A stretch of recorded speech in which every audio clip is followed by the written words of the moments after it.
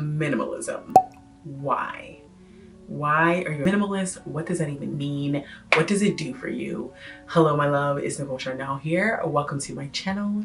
And in today's video, I'm talking about my minimalist journey and being a minimalist, becoming a minimalist, why I'm a minimalist, all of that jazz and what it really means.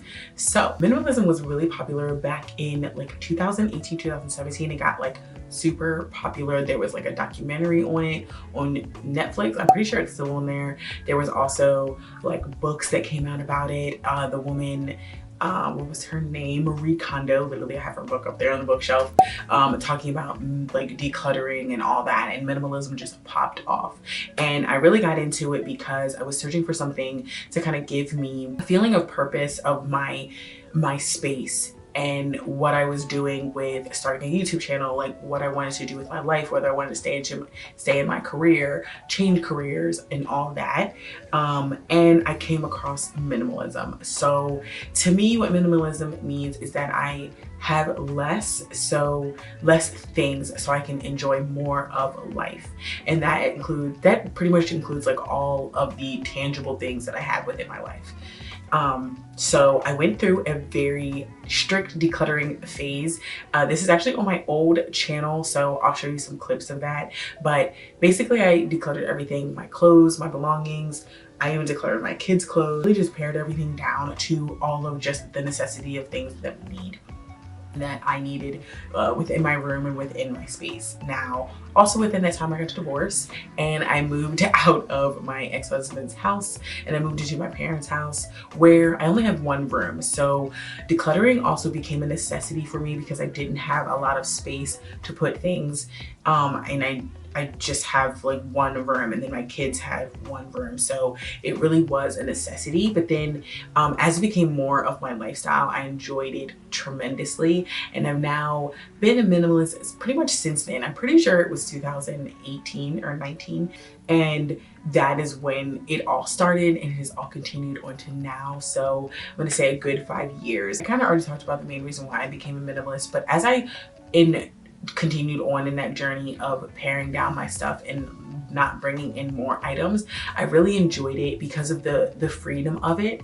Saying no and spending money was definitely like top on my list of things that I love about being a minimalist. Being able to say, well, no, I'm not gonna buy that because one, I don't need it, or two, I have something else that I can use in place of it. Maybe I'll get it later, stuff like that. I enjoyed that feeling of the decision making. To me, it just made it easier. This decision fatigue is a real thing that I experience. So being able to just say no because I don't need something, it just helps me when like something comes up that I want to buy, and then immediately the answer is like, well, no, I really don't need that, so I'm not gonna buy it. Over the past few years, something that I've learned about minimalism is that it really just strips you down and like shows you like who you are, what you need to function. It makes you like a more simple human. And for me, like just in my clothing, like I wear a lot of neutral colors. I pretty much wear only like 4 colors.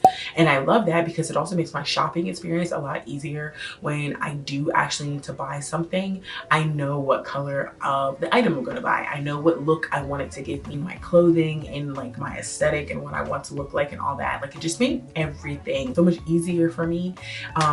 And I'm a person who, I do a lot of things. I do a lot of jobs, not just like my actual career job, but then like helping with other people, working on projects with other people, as well as I have my children and they have the things that they want to do. So I do often have a lot going on. So the less decisions I have to make, the better for me. And that's also why I plan. That's also why I write everything down. So I don't have to think a lot in the moment. And it just makes it easier to be able to complete these tasks and complete these little things. So minimalism, it isn't just about my material things anymore. It's more about everything within the aspects of my life. How I feel about this journey is I think it really was a game changer for me. When it started, it was just about having less material things, but now, as it is now, it's also about like not bringing in things. And sometimes I collect you know, sometimes I get in a phase where I'm just purchasing and I'm buying things and stuff like that. And usually, honestly, it's around Christmas time because I do like giving gifts, not just to my children, but to my family and to my loved ones. So I get into the habit of buying. And then as a person who I definitely would consider myself like a shopping addict. I was before.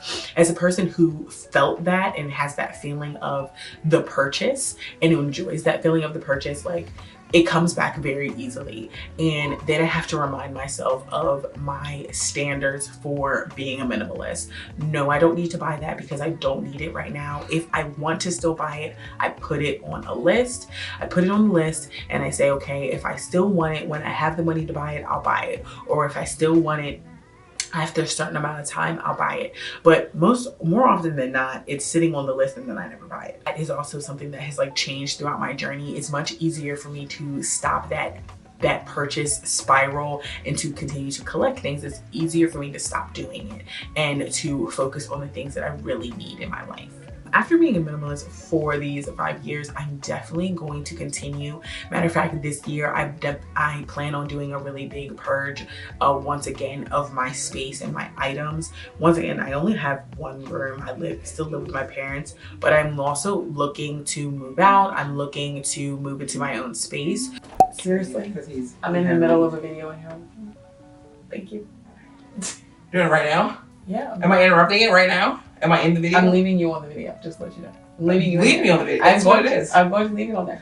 Do you have any pre-workout? Yeah, it's downstairs, so it's in the cabinet. It's in the cabinet? All right. I'll see you. Happy video. Bye. You're a loser. Get out.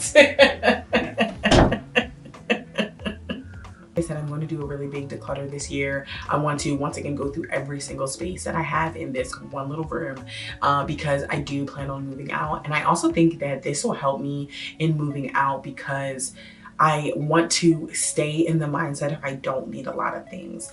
And that will help me in saving money. And then that will help me move out. See how that works? Like it's all gonna just come together. I do have to be very conscious of my money to be able to move out. I do have to be very conscious of what I'm spending and what I'm saving. So being a minimalist helps me with that. That's also a big perk that I didn't even realize that it was giving me. Being a minimalist helps me save and helps me spend less money. Just so much so because I don't buy things off a whim and I don't require a lot anymore. Like I don't require to have a lot of things. Now that doesn't mean I don't have junk. I have areas in my room, not junk. I don't have junk. Everything that I have has a purpose, has a meaning. And also that is why I declutter often. It's because sometimes I don't want to throw something away. And so I'll give it maybe another 30 days, maybe another 60 days to stay in that space. And if I really don't touch it, I don't use it, I have a more tangible reason to throw it out. I haven't touched this in the last 60 days. I really don't need this item. I can throw it away.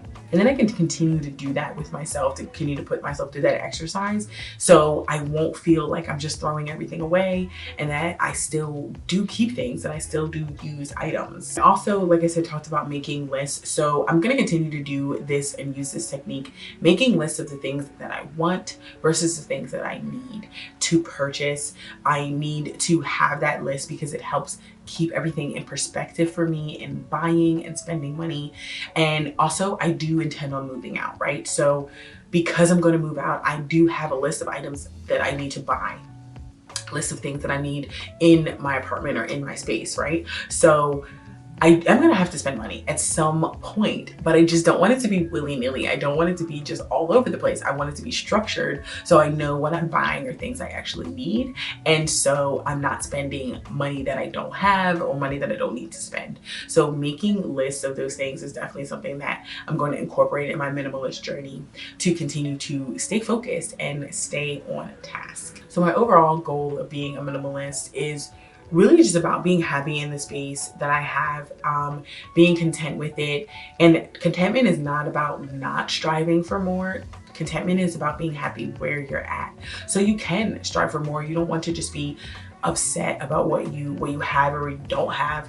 You want to still strive for the things that you want. So that's what minimalism has also helped me learn and helped me see that I can be okay with just having the minimal items. If you are considering starting a minimalist journey, I would say definitely go ahead and do it.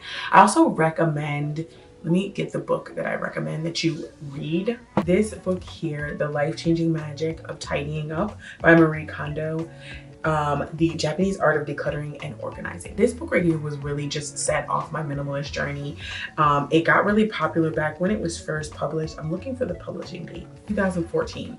So this book was really popular back in 2014. Like I said, I started in like 2019, but it picked up so much traction because what it does is it teaches you not only how to declutter, but like it gives you the why for decluttering. It gives you questions to ask yourself, things you should focus on while decluttering, ways for you can declutter if you're having a hard time.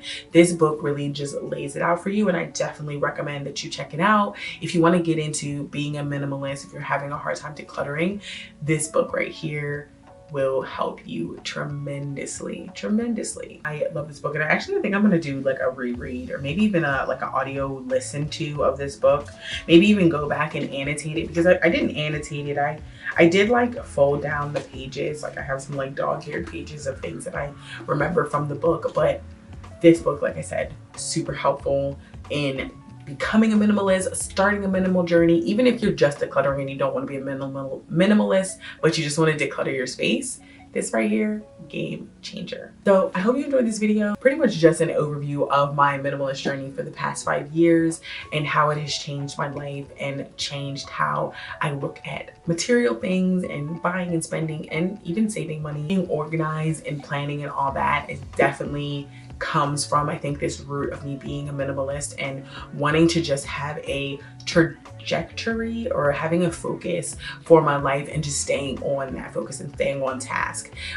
Being a minimalist has definitely helped that for me and my journey through all this. So thanks for watching this video. If you have any questions, make sure you leave them down below in the comment box. Also like this video if you enjoyed, or if you are trying to get into minimalism and decluttering. Once again, definitely check out this book, The Life-Changing Magic of Tidying Up. And that's it for this video, guys. I'm my last decluttering video on the screen. And also, if you haven't subscribed to my channel, you can do so by hitting my face down below. Thanks for watching this video, guys, and I'll see you in my next one. Bye.